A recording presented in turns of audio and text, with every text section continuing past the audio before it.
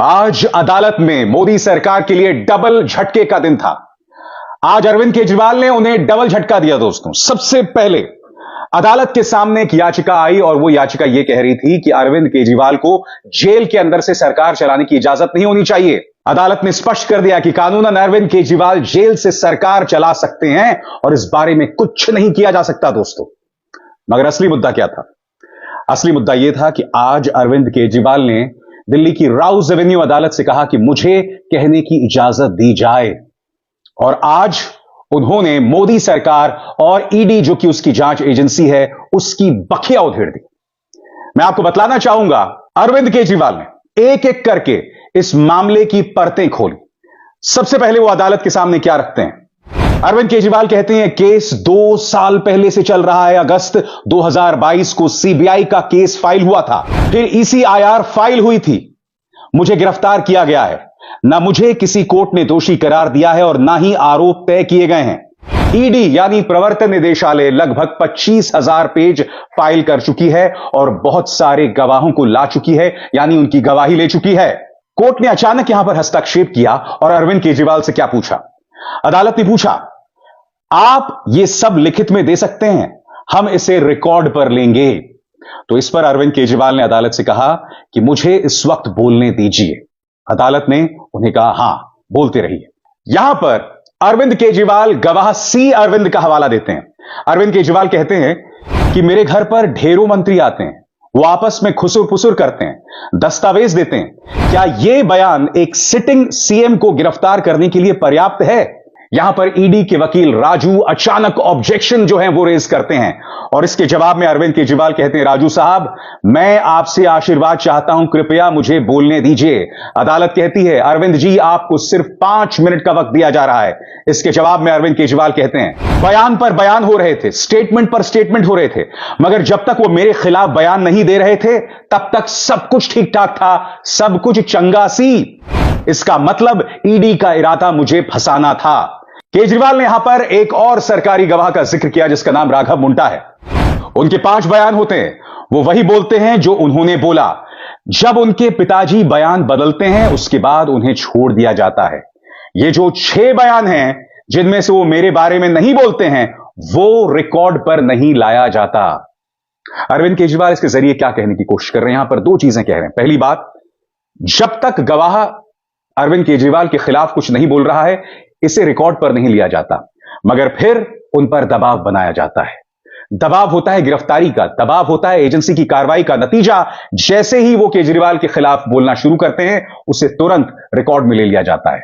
आगे, अब मैं कहना चाहता हूं, ये शराब घोटाले के पैसे आखिर हैं कहां?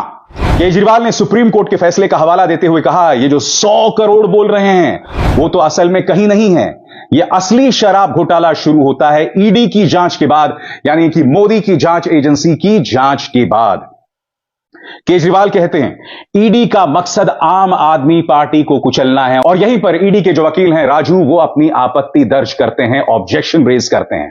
केजरीवाल फिर शरत रेड्डी का जिक्र करते हैं, वो शख्स औरबिंदो फार्मा के शरत रेड्डी जिन्होंने गुप्त चुनावी चंदे के जरिए मोदी सरकार को 55 करोड़ रुपए दिए थे। अरविंद केजरीवाल क्या कहते हैं आपकी स्क्रीन पर? शरत रेड्डी ने 55 करोड़ का डोनेशन बीजेपी को दिया। मेरे पास सबूत हैं कि यह रैकेट चल रहा है, मनी ट्रेल स्थापित है। गिरफ्तार होने के बाद उन्होंने बीजेपी को 50 करोड़ का चंदा दिया। और यहां पर अरविंद केजरीवाल एक सनसनीखेज बात कहते हैं। वो कहते हैं कि ईडी मुझे जितने दिन हिरासत में रखना चाहे, रिमांड पर रखना चाहे, रख सकती है। यहीं पर केजरीवाल के जो वकील हैं गुप्ता, वो स्पष्टीकरण देते हैं। वो कहते हैं, अरविंद केजरीवाल कह रहे हैं कि वो इस आधार पर रिमांड का विरोध नहीं कर रहे कि मनी ट्रेल स्थापित हो गया है। ये यानी एजेंसीज, उसे भी तो इन्वेस्टिगेट करें, उसकी भी तो जांच करें। आगे अरविंद केजरीवाल के वकील गुप्ता ने कहा, मैं सहयोग करने के लिए तैयार हूं, लेकिन किस लिए गिरफ्तार किया गया है मुझे? मनी ट्रेल तो खर्च हो गई वहां गोवा में, फिर किस लिए गिरफ्तारी की गई है? वे कहते हैं फोन तो मिल गया है लेकिन पासवर्ड नहीं दे रहे हैं। क्या वे मुझे पासवर्ड देने के लिए बाध्य कर सकते हैं? गुप्ता यहां कहते हैं, इनका आधार यह है कि जो आरोपी है, जो चुनावी बॉन्ड में आया, यह अदालत उन्हें भी इसकी जांच करने का निर्देश देगी। यानी कि अरविंद केजरीवाल अंत में गुप्त चुनावी चंदे का जिक्र करते हैं और कहते हैं कि गुप्त चुनावी चंदे से मनी ट्रेल स्थापित हो रही है, पैसे का लेन देन स्थापित हो रहा है। यह स्थापित हो रहा है कि जांच एजेंसीज की कार्रवाई से बचने के लिए औद्योगिक समूह भाजपा को पैसे देते रहे। यही नहीं, आपने भाजपा को पैसा दिया और आपको धंधा मिला, आपको कॉन्ट्रैक्ट्स मिले और यह प्रमाणित हुआ है। अरविंद केजरीवाल अदालत से पूछते रहे कि आखिर अदालत इस बारे में क्या करेगी, जांच एजेंसी इस बारे में क्या करेगी। और बेशक अरविंद केजरीवाल जेल में हैं, ईडी की हिरासत में हैं, तब भी वो एलजी सक्सेना साहब को चुनौती देने से पीछे नहीं हटे।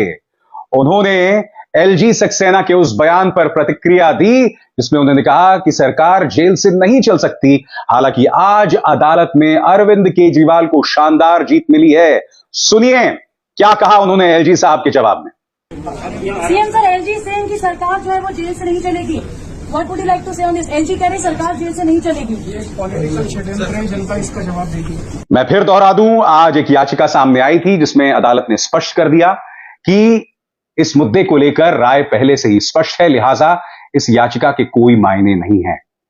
अरविंद केजरीवाल की पत्नी सुनीता केजरीवाल भी वहां मौजूद थी और सुनीता ने कहा कि किस तरह से अरविंद केजरीवाल को टॉर्चर किया जा रहा है। सुनिए।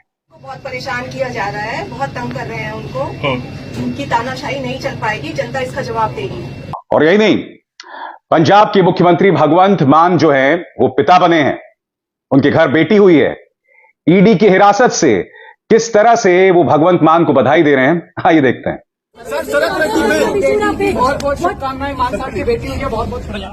मेरा यह मानना है दोस्तों कि अरविंद केजरीवाल का बोलना एक मास्टर स्ट्रोक था, क्योंकि अरविंद केजरीवाल को गिरफ्तार करके भाजपा ने अपना ज्यादा नुकसान किया है। अगर अरविंद केजरीवाल बाहर होते तो इस तरह से उन्हें शहीद बनने का मौका नहीं मिलता, क्योंकि आप और हम सब जानते हैं कि शराब घोटाले की बुनियाद क्या है, उसकी जमीन क्या है। आप और हम सब जानते हैं कि आजाद भारत के इतिहास में अगर कोई बड़ा घोटाला सामने आया है तो वो है सीक्रेट इलेक्टोरल बॉन्ड्स, जिसकी जांच भी करने से भाजपा इनकार कर रही है। तो स्वाभाविक सी बात है, ये तमाम बातें अरविंद केजरीवाल ने रखी और जैसा कि कार्यक्रम की शुरुआत में मैंने आपको बताया कि बाकायदा एक याचिका दायर की गई थी कि जेल से अरविंद केजरीवाल सरकार नहीं चला सकते, अदालत ने उसे भी खारिज कर दिया। आगे क्या होगा? 1 अप्रैल तक अरविंद केजरीवाल की हिरासत, रिमांड मिल गई है, मगर जैसा कि अरविंद केजरीवाल ने कहा कि मुझे कोई दिक्कत नहीं है रिमांड में बने रहने से।